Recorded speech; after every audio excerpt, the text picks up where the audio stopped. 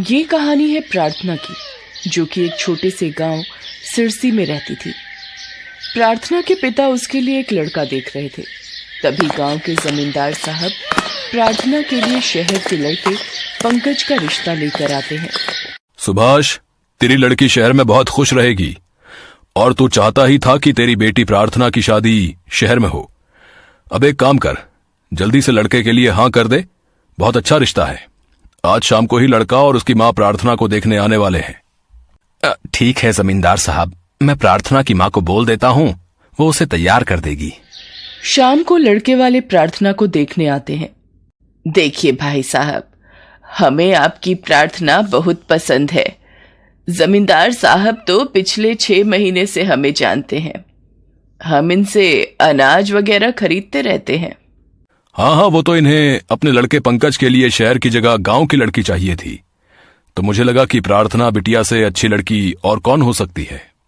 देखिए भाई साहब, हमें दहेज में 10 लाख रुपए चाहिए, क्योंकि हम सोच रहे हैं पंकज की दुकान छोटी पड़ती है, तो वो शादी के बाद दुकान बड़ी लेकर, अब हमारा काम तो आगे बढ़ाना ही है, और फिर प्रार्थना बिटिया के पैर हमारे घर में पड़ेंगे तो लक्ष्मी तो साथ आनी ही चाहिए।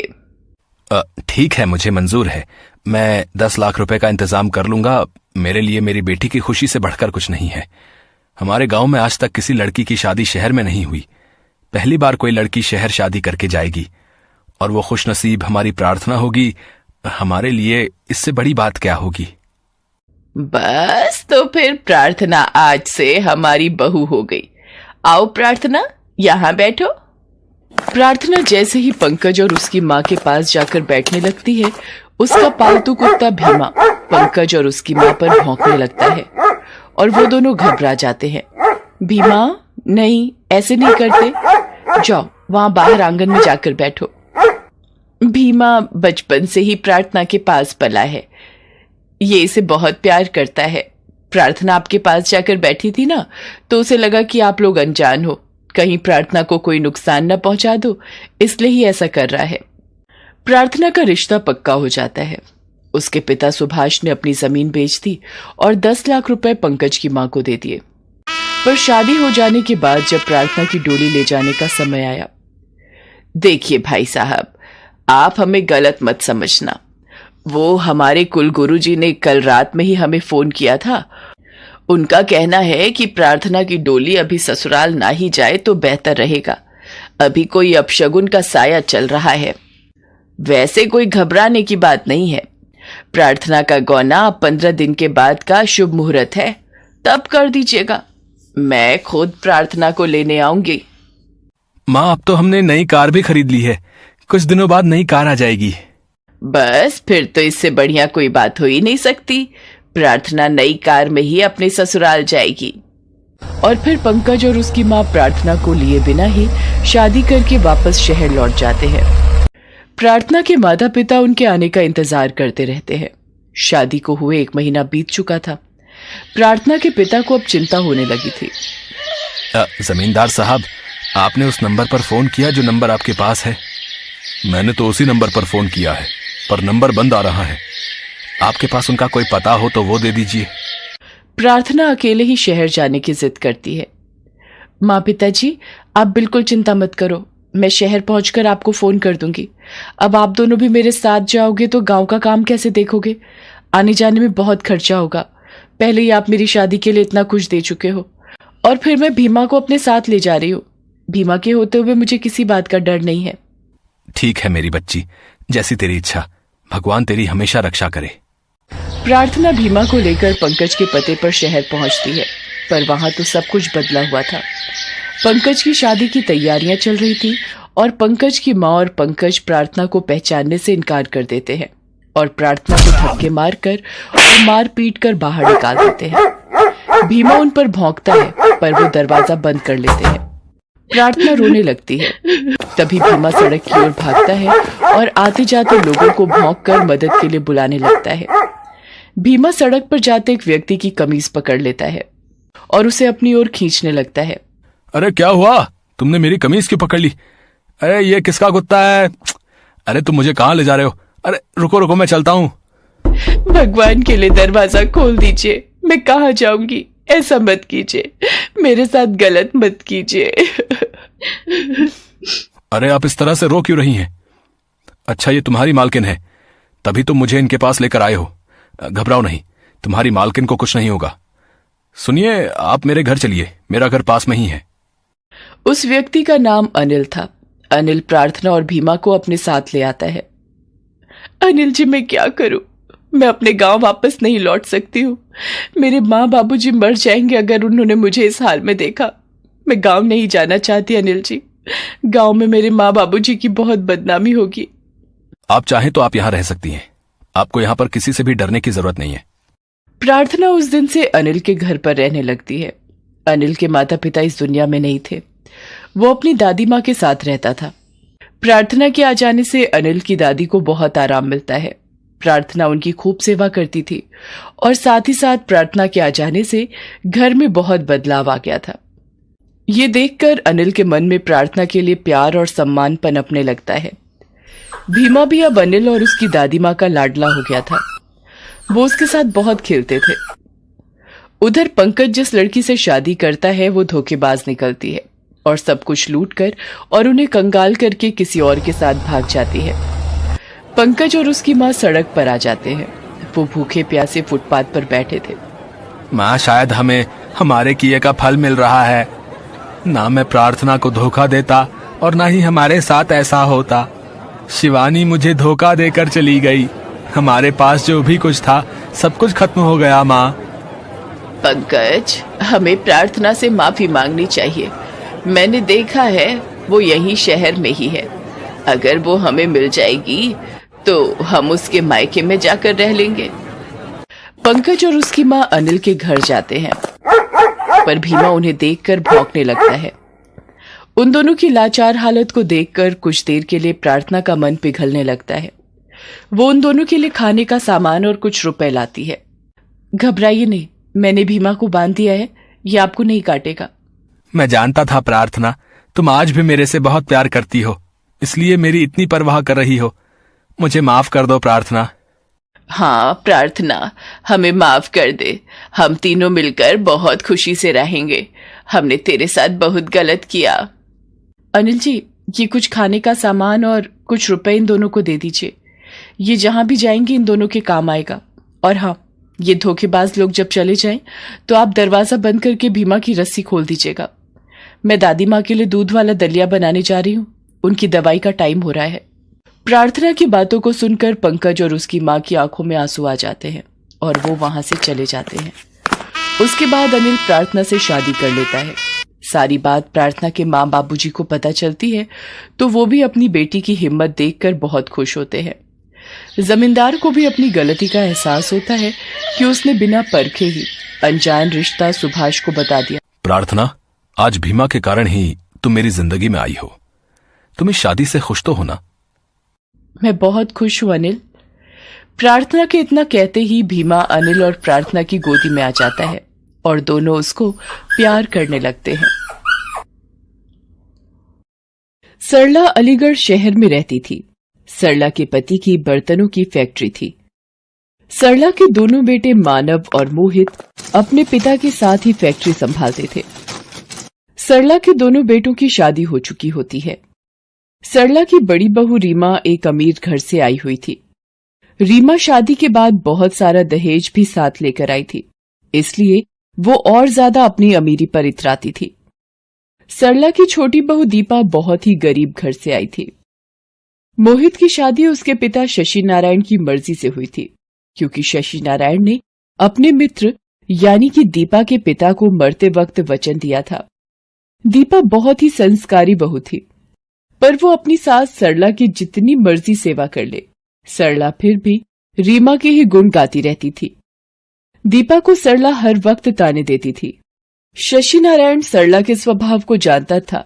सरला का अमीर और गरीब बहू में फर्क करना लगातार बढ़ रहा था। इसी वजह से रीमा भी दीपा को हर किसी के सामने बेइज्जत करती रहती थी।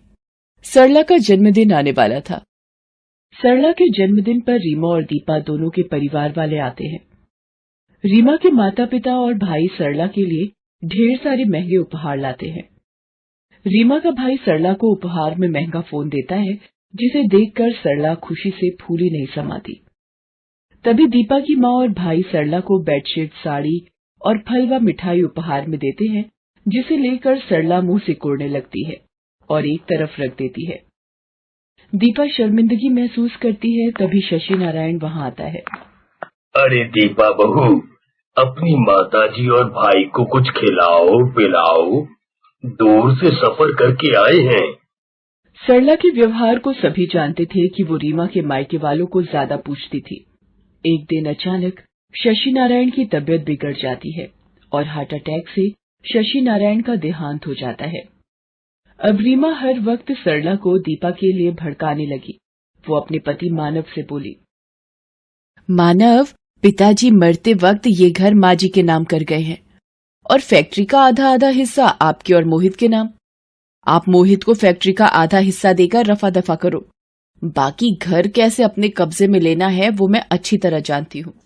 आखिर तुम ऐसा क्या करने वाली हो, कुछ पता तो चले। बस तुम देखते जाओ मेरा खेल।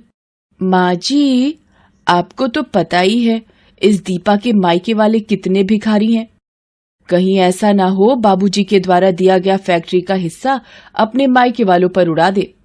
मोहित तो वैसे भी सीधा है, इसकी मीठी मीठी बातों में आकर फैक्ट्री दीपा के मायके वालों के नाम ना कर दे। और माँ जी, आपने तो हमारे साथ ही रहना है। आप तो जानती हो मेरे मायके वाले कितने अमीर हैं। मेरे लिए ये फैक्ट्री और घर कुछ भी नहीं, पर आपकी जान की सुरक्षा के लिए आप एक काम करो, ये घर मेरे नाम कर दो। रीमा धोखे से घर अपने नाम करवा देती है। सरला घर के कागजात पर साइन कर देती है। रीमा के कहने पर मानव मोहित से कहता है, मोहित देख, अब पिताजी भी नहीं रहे तो आगे हम दोनों का भी परिवार बनेगा। फैक्ट्री बेचकर दोनों आधा आधा हिस्सा बाबूजी की जायदाद के हिसाब से रख लेते हैं। तुम अपने लिए कोई घर ढूंढ लो, इस वक्त अलग होना ही सही रहेगा। पर भैया, ये घर तो माँ के नाम है ना? नहीं मोहित, मैंने ये घर रीमा बहू के नाम कर दिया है और मैं इन्हीं के साथ रहूंगी। ठीक है माँ, जैसी आपकी मर्जी। मैं कल ही दीपा को लेकर अलग रहने चला जाऊंगा। मोहित और दीपा दुखी मन से अलग घर में रहने चले जाते हैं। उन दोनों के जाते ही रीमा अपने रंग दिखाने लगती है। एक दिन वो सरला से कहती है, माँ जी, मैं और मानव आज मूवी देखने जा रहे हैं, तो आप खाना बना लेना, हमें आने में थोड़ी देर हो जाएगी। सरला उनके जाने के बाद रसोई में खाना बनाने जाती है। इतने वक्त बाद खाना बनाते हुए उसे दीपा बहू की याद आ जाती है कि दीपा सरला को गर्म गर्म रोटियां सेक कर खिलाती थी। सरला रोने लगती है क्योंकि आज वो अपने आप को अकेला महसूस कर रही थी। अब तो रीमा घर के काम भी सरला से ही करवाने लगी। एक दिन, माँ जी, मैंने आपसे बोला था कि झाड़ू पोछा सुबह और जल्दी उठकर कर लिया करो। आप इतनी देर तक सोती रहती हैं, तो घर के काम निपटाने में तो पूरा दिन लगा दोगी। बहू, वो कल रात में बीपी थोड़ा बढ़ गया था, तो दवाई लेकर सोई थी। तो क्या हुआ? बीपी तो बढ़ा था, कहीं जान तो नहीं गई जो इतना नाटक दिखा रही हो? काम से बचने के लिए इस घर में रहना है तो टाइम पर काम करना होगा। रीमा बहू, तुम तो ऐसी नहीं थी, और ये घर मेरा है, मैं यहाँ से नहीं जाऊंगी। माँ जी, ये घर अब आपका नहीं मेरा है, आपने मेरे नाम कर दिया था। अब चुपचाप रहना है तो रहो इस घर में, वरना बाहर का रास्ता खुला है। सरला रोती हुई अपने पति को याद करती है। अपनी बहू दीपा पर किए अत्याचारों के लिए वो बहुत पश्चाताप करती है। उसे याद आता है वो किस तरह दीपा को ताने देती थी। वही ताने आज रीमा के मुंह से वो खुद सुन रही है। धीरे धीरे रीमा अब अपने मायके वालों को भी रोजाना अपने घर बुलाने लगी। मानव और रीमा दोनों बस रीमा के परिवार वालों के साथ सारा दिन पार्टियों और बाजारों में घूमने लगे। कभी पिकनिक पर शहर से बाहर चले जाते। सरला बिल्कुल अकेली रह जाती। एक दिन रीमा का भाई घर आता है। मानव से कहता है, अरे जीजू, ये छोटी मोटी दुकान खोलने में कुछ नहीं कमा पाओगे, कोई नया हाथ मारो। मेरी मानो तो शेयर मार्केट में पैसा लगाओ, बहुत कमाई है। और उसके लिए आपको ये घर गिरवी रखना पड़ेगा। कुछ टाइम किराए के घर में गुजारा कर लेना, फिर कुछ समय बाद जब पैसे आ जाएंगे तो इसे बेचकर एक बड़ी कोठी खरीद लेना। क्यों दीदी, मैं सही बोल रहा हूं ना? अरे मेरा भाई कभी गलत बोल ही नहीं सकता। सुनो जी, तरुण भैया का ये आइडिया मुझे तो बहुत पसंद आ रहा है। हम ये घर गिरवी रखकर शेयर खरीद लेते हैं। तुम लोग मेरे होते हुए ये घर गिरवी नहीं रख सकते। ये घर तुम्हारे पिताजी की आखिरी निशानी है। उनकी यादें आज भी इस घर में जिंदा हैं। माँ, रीमा और तरुण अगर बोल रहे हैं तो घर बेचने में नुकसान कैसा? हम पैसे कमाकर एक बड़ी नई कोठी ले लेंगे। वैसे भी ये घर अब पुराना हो चुका है। माँ जी, आपको अगर यहाँ नहीं रहना तो आप यहाँ से जा सकती हैं। सरला परेशान होकर घर से निकल जाती है। उसे कुछ समझ नहीं आ रहा होता कि क्या करे। वो रास्ते में ठोकर खाकर गिरने लगती है, तभी कोई उसका हाथ पकड़ लेता है। सरला मुंह उठाकर देखती है। मोहित, मेरा बच्चा, तू कहाँ था मेरे बेटे? मुझे अपने साथ ले चल। रो मत माँ, चलो घर चलो, घर चलकर सारी बात करते हैं। सरला मोहित के साथ घर पहुंचती है। दीपा उसे देखकर खुशी से फूली नहीं समाती। वो सरला के पैर छूती है और गले लग जाती है। माँ जी, आप इतने दिनों बाद, आज आपको कितने दिनों बाद देख रही हूँ। आपको देखने के लिए तो मेरी आंखें तरस गई। माँ जी आओ बैठो, मैं आपके लिए गरम गरम चाय बना कर लाती हूँ। मोहित, जाओ ना, बाजार से गरम गरम समोसे ले आओ। माँ जी को चाय के साथ समोसे बहुत अच्छे लगते हैं। माँ जी, मैं थोड़ा सा पोहा भी बना लेती हूँ। आपको पोहा बहुत पसंद है ना? बस कर बहू, इतना प्यार मत दे, मैं इस प्यार के काबिल नहीं हूँ। मोहित के बार बार जिद करने पर सरला सारी बात बताती है। मोहित और दीपा भी माँ की सारी बात सुनकर बहुत दुखी होते हैं। मोहित सरला से कहता है, माँ, अब आपको वहां जाने की कोई जरूरत नहीं है। अब आप हमारे पास ही रहोगी। हाँ माँ जी, ये ठीक कह रहे हैं, अब से आप हमारे पास ही रहो। मोहित मानव को फोन करके बता देता है कि माँ अब उनके साथ ही रहेंगी। मानव रीमा कुछ नहीं बोलते। रीमा को ये लगता है कि चलो अच्छा है, बला टली। दीपा सरला की बहुत सेवा करती है, उसका बहुत ध्यान रखती है। ये देखकर सरला की आंखों में खुशी के आंसू आ जाते हैं।